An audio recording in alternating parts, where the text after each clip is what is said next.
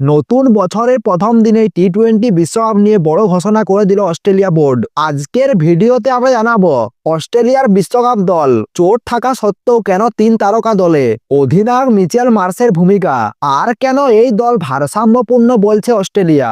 এই সব কিছু বলবো আজকের ভিডিওতে, তাই ভিডিওটি শেষ পর্যন্ত দেখুন। নতুন বছরের প্রথম দিনেই টি-20 বিশ্বকাপের জন্য দল ঘোষণা করল অস্ট্রেলিয়া। বৃহস্পতিবার 15 জনের দল ঘোষণা করে দিল অস্ট্রেলিয়ার প্রধান নির্বাচক জর্জ মেইলি।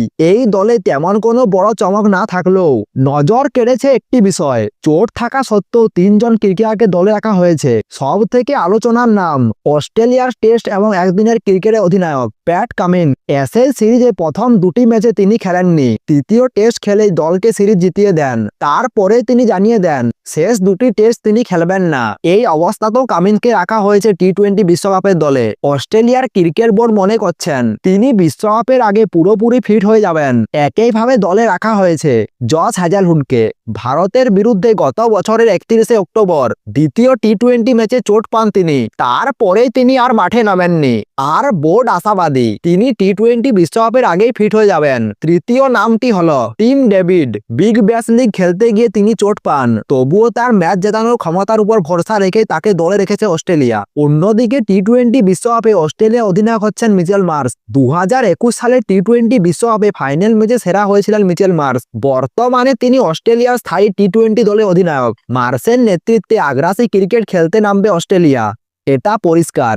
এই বিশ্বকাপের দলে রয়েছে অস্ট্রেলিয়ার প্রায় সব প্রথম সারির ক্রিকেটাররা, Glenn Maxwell, Travis head, Marcus Stoinis, Adam Zampa, Jos English এবং ক্যামেরন গ্রিনের মতো ক্রিকেটাররা। ব্যাটিং, অলরাউন্ডার এবং বোলিং 3 বিভাগেই দল বেশ শক্তিশালী। এই দলে সব থেকে উল্লেখযোগ্য বাদ পড়া ক্রিকেটার হলেন বেন ডুয়ারসুইস। তার ফর্ম ভালো হলেও শেষ পর্যন্ত বিশ্বকাপের দলে জায়গা পেলেন না তিনি।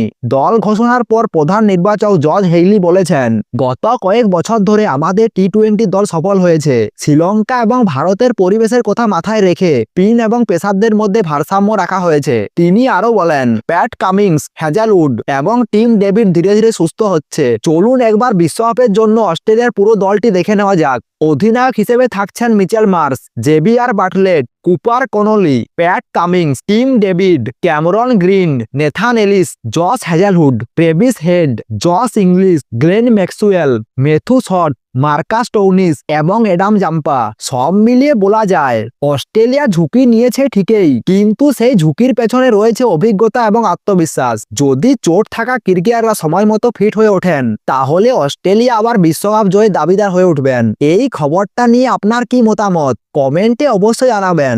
আর ভিডিওটি ভালো লাগলে ভিডিওটি লাইক দিয়ে চ্যানেলটি সাবস্ক্রাইব করে দিন।